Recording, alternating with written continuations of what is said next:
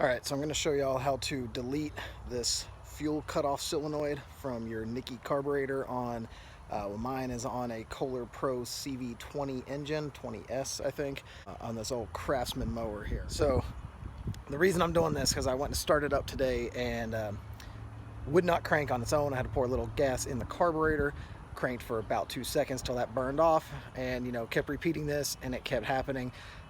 Seemed like it was not getting any fuel to the engine. I checked, obviously it has fuel lines are working, gas is getting to the carburetor, but the engine is not running on its own. It runs perfectly every time I pour fuel into that carburetor. So something's got to be preventing it from happening in the carburetor. I've already tuned that up this year. I've rebuilt the carburetor. I've even replaced this, but these seem to be a cause of a lot of headaches for folks. All it does is it cuts off the fuel flow, I guess in order to prevent a backfire. From what I read, they are not even that effective. Most folks who have them still have backfires. Mine doesn't really backfire either way, with or without it, so they don't seem to do much.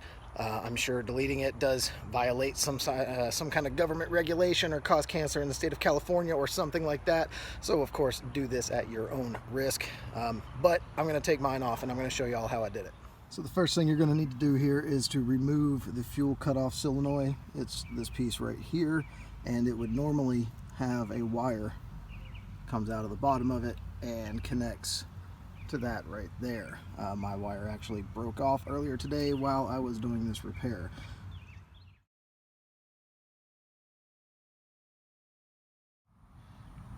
Okay, so here's how this thing works. You should see, if I can get it in focus there, there's a little hole on the side of that shaft. And inside of that, you can see that hole's actually blocked. That is the default position here. Now, when you power this thing, and you can test this by touching the casing here to a negative terminal on the battery, and touching this to the positive 12 volts. And you'll actually see that retract, and that hole will become open, and that allows the fuel to flow through that jet to the carburetor. Now, when I was turning on my mower today, I could not hear it clicking. That's what made me suspect this. So what you're going to need to do here is just open this up. You'll just need 2 wrenches, pliers, whatever, to separate these two right here. All right, now that I've got this open, you can see what's happening is this is the piece that closes that hole. And all it does is when you add power, it pulls it back, and when you let go, it springs out. All you have to do is take out that spring and that shaft and put this back together. That is it. Now that that is taken out, that hole is always open and fuel will flow through there.